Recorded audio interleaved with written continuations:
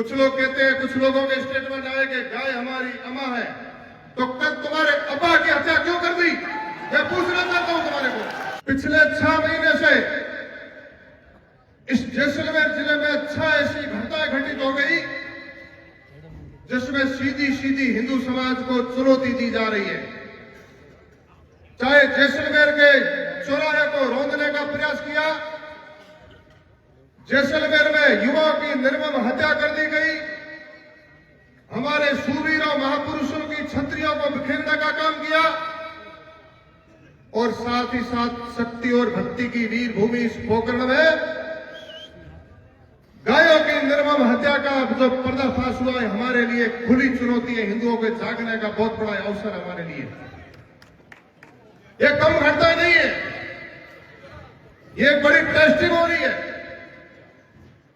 ये देशद्रोही लोग, राष्ट्र विरोधी लोग हजारों ओरण गोचर और सरकारी भूमि को दबा करके बैठे, गायों की निर्मम हत्या कर रहे हैं, बैलों की हत्या कर रहे हैं। तुम्हारी अम्मा और अब्बा के साथ इस प्रकार का व्यवहार किया जाता है क्या? जब डांगरी प्रकरण हुआ, हमारे भाई की निर्मम हत्या हुई, उस समय मैंने वहां एक स्टेटमेंट दिया था कि जब वो हमारे बीच में आता है तो हमारे लोग कहते हैं कि आरो भली करे आयो।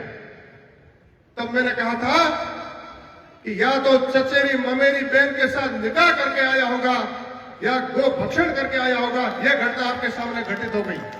घटित हुई नहीं हुई, मैं आपको पूछना चाहता हूं। अब देख लीजिए उस सेकुलरवादियों को। हमारे लोग कुछ मान लो नेतागिरी भी करना चाहते हैं। मैं राजनीतिक बात नहीं करूंगा, लेकिन हमारे धर्म के ऊपर चोट करने वाली जब घटना होती है, उन लोगों को मैं कहना चाहता हूं, नेतागिरी भी करनी है तो बेटा बन के मत करो, इनका बाप बन के करो अगर आप में हिम्मत है तो।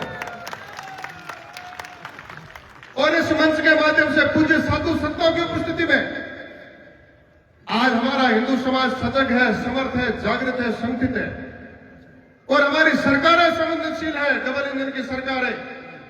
एक एक घटना के ऊपर लगातार निगाह है और लगातार मॉनिटरिंग हो रही है कि इस प्रकार की घटनाओं को हम रोकेंगे, इनको पर लगाम लगाएंगे, कानून के शिकंजे में इनको जेल की शीखों के पीछे लेकर के आएंगे। हमारी सरकार कटिबद्ध है। लेकिन सजना, सरकारें अपना काम करती है, हमारे को जागने की आवश्यकता है, संगठित होने की आवश्यकता है। पूज्य साधु संतों ने जिस प्रकार को सदैव हमारे को एक दिशा दी, उस अनुसार हमारे को चलना होगा। लेकिन मंच के माध्यम से मैं उन गद्दार और देशद्रोहियों को कहना चाहूंगा, हम पाकिस्तान को चुनौती देते हैं यहां से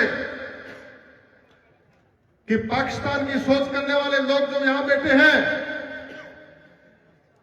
उनको मैं कहना चाहता हूं, देशद्रोहियों, हम पोखरण को पाकिस्तान नहीं बनने देंगे और जैसलमेर को जालिमों के हाथों में नहीं आने देंगे। ढाई शाखा करने वाला जैसलमेर शूरवीर जो जिला है, नहीं आने देंगे। मैं आपको पूरा निवेदन करता हूं, इस प्रकार की घटनाओं को रोकथाम करने के लिए हमारे को संगठित होने की आवश्यकता है। साधु संतों ने सबने मार्गदर्शन किया और नेताओं ने हमारे को संबोधित किया।